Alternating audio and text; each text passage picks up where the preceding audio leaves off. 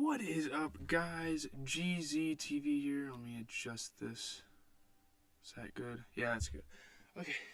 What's up, guys? It's GZTV here. We're back with another video, and in today's video, we're doing a special video, kind of a part of our end of the season series. We have another video coming out later on my playoff predictions, but for now, we are discussing my top 100 NBA players of the regular season. We're not going to be counting the playoffs. We're going to be counting the regular season. So, starting at number 100, we have Thaddeus Young. He is a really good third or fourth option for the Chicago Bulls. He's really solid. And by the way, this is going to be a very opinionated video, so if you guys disagree, say it in the comments. If you agree, leave it in the comments. I don't really care. It's open for discussion. But yeah, that's number 100. Looking at number 99, we have Bobby Portis, a rebounding machine off the bench for the Bucks. He was a really good player. He had a really good season that I wasn't expecting from him. Obviously, I haven't really heard from him since his run with the Knicks. But yeah, speaking of the Knicks, number 98, we have Immanuel Quickley, a young guy I'm a really big fan of. He has a lot of potential to be good. I mean, he's a top 100 player, no doubt, I think. He's really good. I don't know if he starts or not. I'm not sure. But he should. He would start on a lot of NBA teams, I believe that. But yeah, I'm not going to talk too much about some of these lower-end players. But yeah, getting into 97, we have Avika Zubach from the Clippers. Very underrated big man. He gets the job done for them well and helps PG and Kawhi be a really successful team. So shout out to Zubach. Moving on to 96, we have Montrezl Harrell, a good role player for the Los Angeles Lakers. Good at grabbing boards. He's just a dog, man. He plays with so much passion. It's fun to watch. He's a powerhouse. He's a fun player to watch. Moving on to number 95, we have Kyle Anderson from the Grizzlies. And speaking of the Grizzlies, I don't think I put Jaren Jackson in here because he was injured for most of the year. But yeah, my dad's home. But Kyle Anderson, he's a pretty good power forward for the Grizzlies. Pretty slept on. He was on the Spurs, and now he's doing pretty good on the Grizzlies. Moving on to 94, we have OG Anunoby. Maybe he doesn't deserve to be up here, but he's one of my favorite players on that Raptors team. He's such a good defender. He can score pretty well as well. He's underrated. 93, we have Carmelo Anthony. Shout out to Carmelo Anthony, one of the best six men in the league. Easily top 5 to top 10. He's a really good player. Shout out to Carmelo. He's top 10 scorer of all time now, officially in the record books. So that warranted a top 100 placement. Number 92 is Lonzo Ball. You guys may think this is really high, as in like a little too far from number 1. But, I mean, he's inconsistent. He's inconsistent at best. He's had a couple good 30-point games. He can pass the rock. He's a good playmaker, but he just needs to grow a little more. So, yeah. Moving to 91, we have Brooke Lopez, a solid big man for the Bucks. He can shoot. He can grab some boards. He can play some pretty good rim protection defense. He's not a bad player at all. Moving on to 90, Dwight Howard. One of the best backup centers, probably the best backup center in the league. There's just so many elite players in the league, which is why he's at 90. He is the perfect sidekick for Joel Embiid. They couldn't have found a better guy to play that backup center position. 89 is Enes Kanter, a very underrated backup center as well. I mean, he's not better than, I don't know, would I say he's better than Dwight Howard? Probably not, actually. I kind of forgot he was on this list, but yeah, Kanter is probably the best backup center. He gets double-doubles night after night after night while playing only, 20-something minutes a game?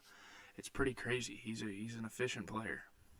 Moving on to 88, we have Jusuf Nurkic. A lot of centers in this realm. Nurkic, I mean, he easily could have been higher up on the list, but, I don't know. I don't even think he really played that much, but I just wanted to give him the benefit of the doubt because I like Jusuf Nurkic. Once we get to the top 50, we'll talk a little more about the players, but for now, we're just kind of skimming. Anyways, at 87, we have Aaron Gordon now. I don't know. This list is definitely flawed. Am I sure he's better than Nurkic? Maybe, maybe not. He's got to play with Nikola Vuchevik. He's not going to be the greatest player, but Moving on to 86, we have Kyle Kuzma. I really respect Kyle Kuzma. He's a great bench player for the Lakers. The Lakers have such good role players, including Montrezl Harrell, which we named earlier. Kuzma is just a really good player, and I like his game a lot. He's got a lot of potential still, even though he's been in the league for, 5 years? Yeah. 85 is one of my favorite players in the league. It's Miles Bridges. Miles Bridges is just such an explosive player, and although he doesn't get a crap ton of time, he's one of the most renowned bench players in the league. He's really good. I like him. He's explosive. He's really entertaining to watch. The dunk fest, man. At 84, we have Jae'Sean Tate. Definitely a top 5, maybe even top 4 for Rookie of the Year. I think Jae'Sean Tate had a really good rookie season. Shout out to him. That's really all I have to say. The Rockets weren't very good, but he had some good games. Moving on to 83, Mike Conley. Yes, he should probably be higher, but I don't think he played too many games, so I think I'm just going to leave him at 83. 82, again, same thing with Miles Turner. He missed quite a bit of games on the season, so I can't really put him that high, but he's an elite rim protector. 81 is Jarrett Allen. Speaking of rim protectors, we have another really good rim protector, Jarrett Allen. He could have been higher as well, but I don't know. He just didn't really pop out to me this year. 80 is Rashaan Holmes, a very underrated player. The push shot, he has mastered that for the Kings, and he helped them get pretty close to making the playoffs.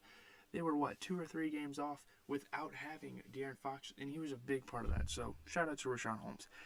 79, we have Tim Hardaway Jr. Tim Hardaway Jr. is very underrated. He is a bucket.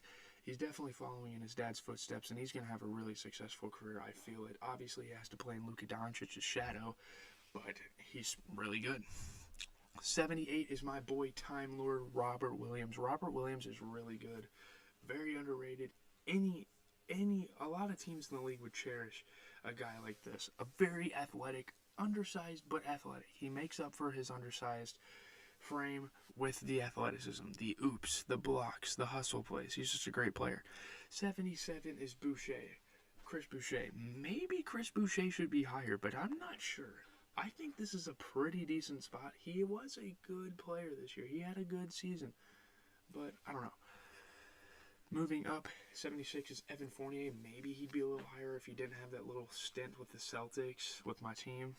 He started off bad with us, but lately with the Celtics and before he got to the Celtics, pre-getting COVID, this is a definitely really good spot for Evan Fournier.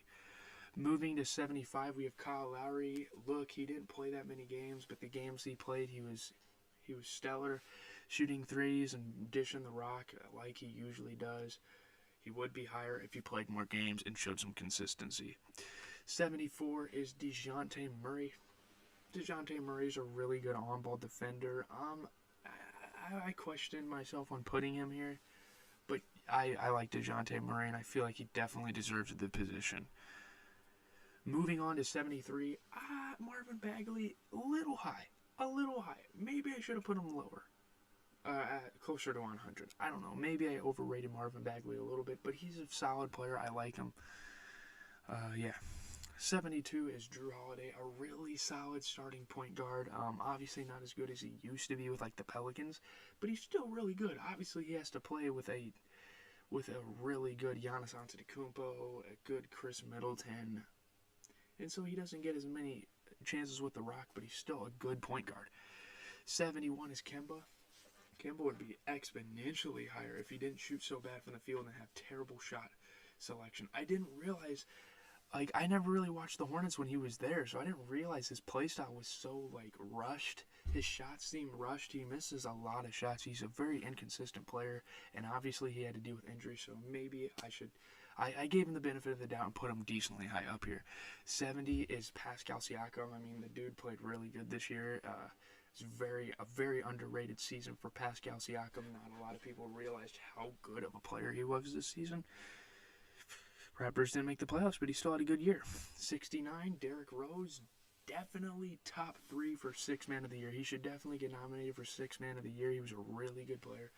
20-point games, game after game after game off the bench is solid. 68, we have Mikal Bridges, and man, I like Mikal Bridges. He is a bucket. He hardly ever misses shots when I watch him play. He is a really good player. He's a fantastic third or fourth option for the Suns. Moving on to 67, top 3 in the Rookie of the Year ladder, we have Tyreese Halliburton, possibly my favorite rookie. He was really good. He helped the Kings get decently close to the playoffs. Obviously, he got hurt in that process, but he had a good year. Yeah, moving on to 66, we have Bogdanovich, the one from the Hawks, by the way.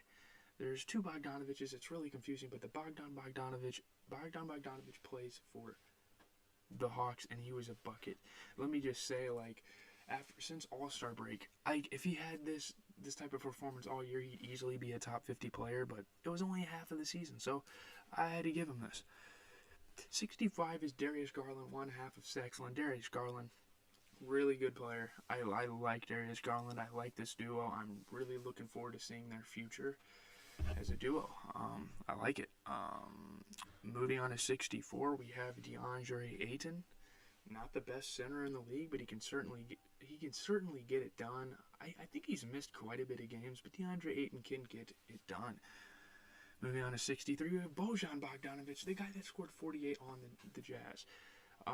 He gets this placement because of how good he played since Donovan Mitchell has been absent. That is the only reason he is up here, really. I mean, he'd still probably make the top 100 anyways, but he is a really good player. Moving on to 62, we have R.J. Barrett.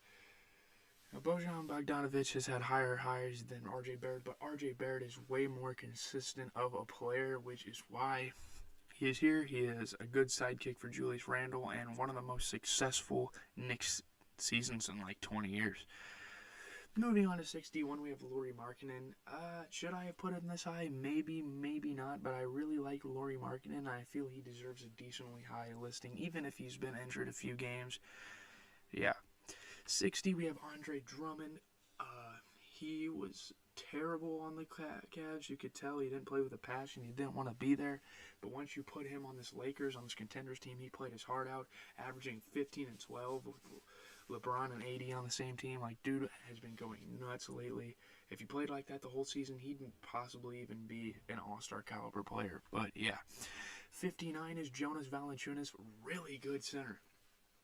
One of the best centers in the league, definitely top 10 easily. Very slept on center. He's been putting up insane double-double stat lines, 29 and 16. Dude's been going wild. But yeah, 58, we have Lamarcus Aldridge. Look, I know Lamarcus Aldridge didn't play that much this season, but when he played, the dude was a beast.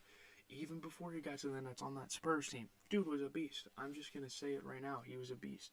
There's a couple players where when they played elite, so I had to put him up here, At 57, another example, Kristaps Porzingis. I mean, when he plays, he's really good. He's averaged 20 points per game. People kind of forget that. They kind of hate on Porzingis, and you don't realize that he's a really good sidekick for Luka. 56, we have Jokic's sidekick, MPJ, Michael Porter Jr. Dude's a beast. He's inconsistent sometimes shooting-wise, but overall not too bad. Moving on to 55, we have Fred VanVleet. Really good point guard, really underrated. Shoots the ball really well. He can score. I think he had a 50-point game this season. So yeah, moving on to 54, we have Chris Middleton. Not the best season from a former All-Star. I don't even know if he made the All-Star this season, but he's still a really good defender and shooter, so I had to give him that. Moving on to 53, we had John Wall. He didn't play that much this season, but when he played, kind of like Aldridge and Porzingis, he plays really well when he gets the chance to play. So yeah, I mean, the Boogie and John Wall plan kind of failed, but hopefully he can get a star on his team next season. 52, we have Malcolm Brogdon, a really good point guard. Not a lot of people know how good of a player he is, really, and I wanted to include him pretty high up on here. 51 is Karis LeVert. Ever since he got back from that kidney problem he had, he's been playing absolutely insane for the Pacers, leading them to a pretty decent play-in spot and possibly making the playoffs. 50 is Andrew Wiggins. A week ago, he had 38 points, and lately he's been playing out of his mind, 20 plus in a lot of games recently. He's been a big help for Steph Curry, one of the best scorers, the best scorer in the league. 49, we have Tobias Harris. Maybe Wiggins is better than Tobias Harris, but I still think Tobias Harris is a really solid player. I mean, he's a third option. He's a solid one, too, so good luck to the Sixers in the playoffs. 48, we have Norman Powell, a possible most improved player nominee. The dude played absolutely insane this year. He's a good defender. He can shoot. He can score. He can score from anywhere you want him to. He obviously had to move teams, which kind of took away from his momentum, but his Raptors days were something else, and they were so fun to watch. 47, we have my boy Scary Terry, the former Celtic Terry Rozier. Great season. Very clutch. He's one of the most clutch players in the league, easily. In crunch time, the dude does not miss a shot, and it's awesome to see him play good. I mean, he played good on the Celtics, but he's played even better on the Hornets, and that's awesome. So, moving on to 46, we have John Morant. Look, you hype beasts in the comments will probably be like, oh, John Morant needs to be top 30. I don't think so. He's inconsistent. He doesn't show up in the big moments. No hate to John Morant, but he's just really not that guy quite yet. I like him, though. 45, we have Jamal Murray. Before his injury, he was an all-star caliber point guard, but because of the injury, I can't put him super high. I wanted to, but I just felt I couldn't do that. 44, we have John Collins, a really good second or third option for the Atlanta Hawks. Very athletic player, can grab rebounds, can block shots, can score from anywhere. Like, as crazy as that seems, him being mostly a slasher, he can score from a lot of places. But anyways, number 43, we have Christian Wood. Recently, I mean, he got hurt, but before he got hurt, recently, right before he got hurt, he wasn't playing super well, but, overall in the season, I think Christian Wood had a spectacular year. Another candidate for most improved, in my opinion. 42, we have Colin Sexton, the second half of Sexland. The dude is a beast. A consistent 20-point scorer. You can expect 20 from almost every night from Colin Sexton, especially when they didn't have Garland to close out the season. He's nice. I like Colin Sexton. He's one of my favorite up-and-coming NBA stars in the league. Moving on to 41, we have the sixth man of the year himself, Jordan Clarkson. My, oh my, when I tell you guys this guy is a certified bucket, he is a certified bucket. He literally is. He is such a good player. I'm a big fan of Jordan Clarkson, what he's helped the Jazz do this season. So yeah, not much else to say. Putting up 30, sometimes 40-point games. It's just crazy coming off the bench and doing that. One of the best six-man men in recent history, in my opinion. Moving on to 40, we have Brandon Ingram. Look, Brandon Ingram didn't have the craziest season, but it was still solid enough to put him in the top 40. Maybe he's not better than Jordan Clarkson, but I don't know. He's pretty good. 39 is my boy Jaylen Brown. It's unfortunate he can't finish the season in the playoffs with us. He got hurt, but before that, he had a career year. Honestly, a low-key candidate for most improved player. Jaylen Brown has been playing absolutely spectacular. So yeah, 38 is Demontes Sabonis. Good player. What can I say? And recently he's been getting triple-double after triple-double. He's a great player. I really like Demontes Sabonis and what he's been able to do. He's already almost doing more than his dad, Arvydas Sabonis, has done in his career. And he's barely getting started, man. He's got so many good years on him left. 37, we have CJ, a.k.a. 3J McCollum. Do I think he's better than Sabonis? Maybe, maybe not. It's a bit of a controversial placement, but he's just such a good scorer that he scores better than anything that Sabonis is good at. He's just a really good scorer. When he gets the chance, he's a great scorer. Moving on to 36, LaMelo. It's a little bit controversial. People are going to definitely want LaMelo up higher, obviously, but, I don't know. He's just not the greatest. He's still good, obviously. He's a top 40. He's still good, but I don't know. He's definitely helped the Hornets get some decent positioning, but when he got hurt, I mean, we do have to take that into account, too. He did get hurt, so you can't really blame him for that. 35, right above him, in my opinion, right above him is Anthony Edwards, the Rookie of the Year, in my opinion.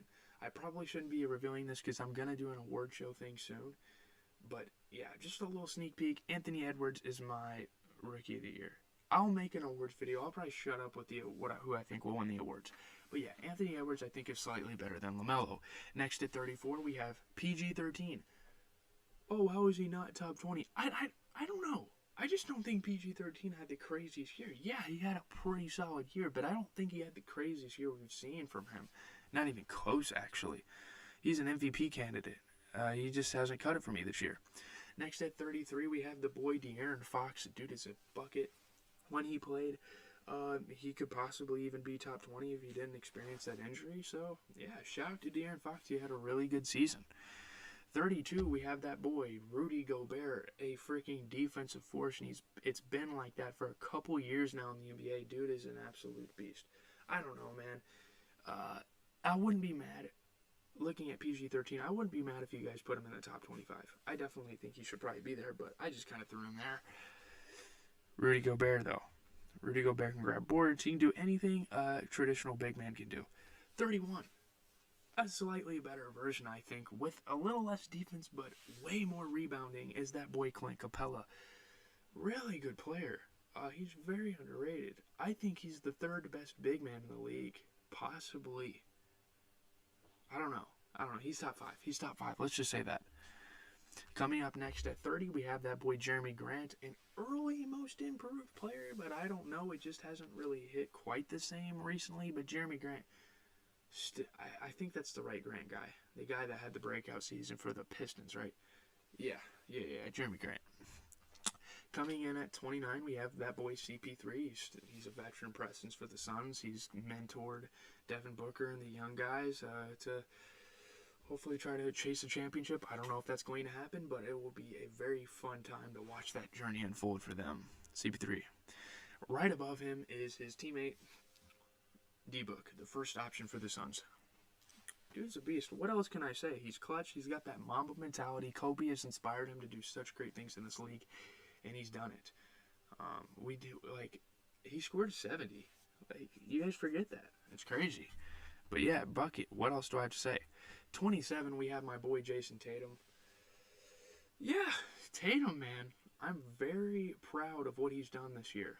That 60-point game is one of the best NBA games I've seen in my life. He's such a good player. He's really good. He's a really good player. And he can do more than just score. He can grab boards. He can play some decent defense as well. He's got a lot of potential. His ceiling is limitless as of now. But yeah, looking at 26, pre-injury, Shai Gilgeous-Alexander, I just think he's better than Jason Tatum. You can debate that in the comments, but I think Shai Gilgeous-Alexander just had a monster year, and I don't want to discredit him for that. Moving on to 25, we have that boy DeMar DeRozan. I don't know, I kind of was a little too unbiased with Tatum. He should maybe be higher, but I think 25 is a solid spot for DeRozan. Dude scores at will. Yeah, he scores every time he touches the ball almost, it seems like, when you watch him play. I don't really have much to say about him. 24, we have that boy Anthony Davis. A little controversial there, but, he got hurt a lot. But when he played, again, he was a key player in the Lakers' success. At 23, we have one of the most skilled centers in the league, Bam Adebayo. Undersized, but he can play defense. He can score. He's just got a really good skill set. Great player, has a great future. 22, we have Nikola Vuchevik. Dude's a monster. He puts up double-doubles every last night, and he can score from anywhere on the court. Just a really good player that I really like. One of my favorite centers in the league. 21, we have Carl Anthony Towns. Maybe a bit controversial to put him up here because he didn't really play that much this season, but I just really like how Cat's been playing since he got back. He's definitely still elite. At 20, we have that boy Trae Young. Good player. Good player. He is one of the best players at utilizing the pick and roll with John Collins and Clint Capela. He's a good facilitator. Obviously, he can shoot from anywhere on the court. He's just a pretty good player and a good floor general for the Hawks. He scores and passes. It's a good balance between the two. At 19, we have Kawhi Leonard. Now, he's kind of gone under the radar, but I think he's had a really good season. I truly think he's had a pretty good season. Not much else to say. Kawhi will do Kawhi things. At 18, we have Ben Simmons, a really good second option. In fact, one of the best second options in the entire NBA. He can play defense. He's definitely in the running for Defensive Player of the Year. He can pass the ball. He can grab rebounds. He can finish. Although he's not a good shooter, he can finish. And he has a really good post hook. So, yeah. Coming up 17, we have Donovan Mitchell. Before his injury, he was an absolute beast. He was putting up 40-point games like it was nothing for the Jazz, and he is a big reason, probably one of the only reasons they are the best team in the league. Coming in at 16, slightly better, I have Zach LaVine. I just think he had a really good breakout year. Like, we knew Donovan Mitchell was like that, but Zach LaVine's season was just way more impressive or a little more impressive in my opinion, just because what he was able to do. With his ceiling, pretty much. Like, people didn't really think LaVine could do this, and he did it. Like, good season for LaVine. 15 is Bradley Beal, a certified bucket. A certified bucket. Let me just say, he's a certified freaking bucket. He will score anywhere. He feeds off of Russell Westbrook's dishes. It's just awesome. 14, we have LeBron. Very controversial. Very. Oh, why isn't he in the top 5? Because he got injured for 20 freaking games. I'm sorry. He got injured for 20 games. And when he plays, he's an absolute legend. Don't doubt me. No doubt about it. He is top 10, top 5 when he plays. But too many injuries. It's going to set LeBron back for the season. Hopefully he comes back next season and plays a lot of games like he usually does. Because, listen, this is one of the only seasons LeBron has missed that many games, I'm pretty sure. Coming in 13, slightly better. A little controversial, but I think Kyrie Irving slightly better than LeBron because for being on a really good team, Kyrie's a bucket. I don't know what else to say. He can finish. He's wowed the crowd many times. He's very entertaining. 12, slightly better. I think James Harden could have easily been in the top 10, but he missed a lot of games, so that's what really hurt him. Looking at number 11, we have Luka Doncic. You guys may be thinking he should be top 7 maybe, but I don't know. Luka's had some off nights, but he's a really good player. Obviously, he's a top 15, but I don't know. It just hasn't really hit the same as his other years. Starting off the top 10, we have Dame Lillard. Yes, Damian Lillard is better than Luka Doncic in my opinion. I just think that he scores at such a level that his strength is stronger than Luka's strength. Dame's strength of scoring the ball is bigger than Luka's strength of facilitating and scoring. Obviously, Luka's a lot more versatile, but Dame is just a really good scorer. At number 9, we have Jimmy Butler. Honestly, a really underrated player. Like, a good defensive player. He cares a lot about the game, which is something I really like about Jimmy Butler. He cares so much about the game. And he scores. Obviously, he's not a good, three-point shooter necessarily, but he can score. He's kind of like a DeMar DeRozan with better defense, to be honest with you. Moving on to number 8, we have the Snake, the Durantula, Kevin Durant. Definitely the leader of this Nets squad. Again, he's a clutch player. He can score from anywhere. He can honestly play some really good defense, too. He's one of the best scorers of all time. The same thing I said about Dame and Luka. He's just such a good scorer. Coming in at 7, Julius Randle. Julius Randle, man. He's definitely a candidate for most improved. He could possibly win that award. Julius Randle has single-handedly, RJ Barrett, but he's pretty much single-handedly carried the Knicks to one of the best seasons in recent history, and he's just such a bucket. He just knows where to go, where to be at the right time and score the rock. He's just such a good player. And for a guy that didn't really have that high of a ceiling, the dude is a beast now. And it's so awesome to watch. Coming in at number 6. Oh, he's a hyped up. No, Zion Williamson is legit.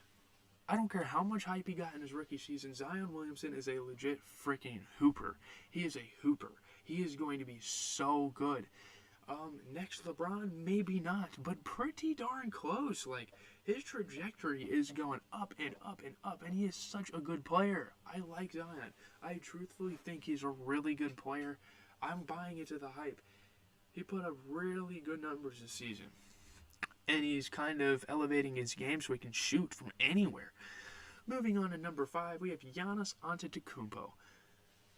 He's missed a decent amount of games this season, but when he plays, he's dominant. Nobody can stop him at the rim. I don't think I've seen anyone really stop him at the rim. Maybe a couple times, but it's rare to happen. He dunked on those 4 Spurs that one night. And he's expanding his game as well. Maybe not as good as Zion, but he can sort of shoot the mid-range and occasionally make some threes. So, like, if he can score from anywhere, he's going to be an absolute stud. Moving on to number 4, Mr. Triple-Double himself, Russell Westbrook. In my opinion, he's the MVP of the second half of the season, which is why I think he should be this high. He said it. He made history. Yeah, maybe he's a little overrated on my list, but I think Westbrook definitely deserves a spot like this. Great. It's great. It's a great spot. I mean, Russell Westbrook is amazing. He achieves stuff that no other point guard in almost NBA history can achieve. I don't think people understand how hard it is to get a triple-double night after night after night. Like, especially when you hardly even get the ball in your hands with Bradley Beal on your team. Like, Russell Westbrook is so good. He's one of the most versatile players we've ever seen play basketball. But yeah, moving on to the top 3. First off, at 3, Steph Curry. Now, I was thinking about moving him up a spot. He's just not that versatile. Like, yeah, he's the best scorer. He's the best shooter, three-point shooter in NBA history. But, like, other than that, what else can the guy do? But then again, he's so good at scoring that he needs to be up here. Yeah, had one of the best comeback campaigns I've seen in recent history after that injury. Looking at 2 is Embiid. I don't know, man. Like, for a center, he's just such a good scorer. He can block. He's just a beast. He's a dog. Embiid. I don't know. Maybe Curry should be above him, but Embiid is just such a good player. Like, yeah, he's a trash talkie a little bit, but that's what makes legends, to be honest. Embiid is going to be a legend by the end of his career, and hopefully they can make a decent title run this year. They have a lot of pieces. We'll see how that happens. And at 1, Jokic. Jokic, plain and simple. The most efficient player in the league. He leads in stat categories that centers have like never led in NBA history. Let me just take a second, show you guys this stat line. The average stat line of a 7-foot-tall, uncoordinated, unathletic center. This is how much skill. This is just how much skill my boy Jokic has. He's one of the best, like, of these unathletic players we've seen in recent history, counting Luka, of course. But, like, he's unathletic, but he's an absolute dog. He's insane. Let me show you the stat line. 26, 10, 8. He is top 15 in each of those categories, top 12 for that matter. He's 12th and under in all those categories. He's 1st in per. He's 6th in assist as a freaking center. He's 9th in rebounds, which isn't that impressive for a center. But, like, you gotta think the dude probably has, like, a foot vertical. The dude is super unathletic. And for getting a double-double, a 26 double-double for that matter, it just shows the skill set. He's the most skilled center in the league and one of the most skilled centers I've seen play in my generation of basketball. He's got a really good skill set. He might win a couple more MVPs. He might be the next Dirk, to be honest, that can facilitate. So, yeah, that's been my list. Leave a like, comment, subscribe. If you want more content, I will drop a playoff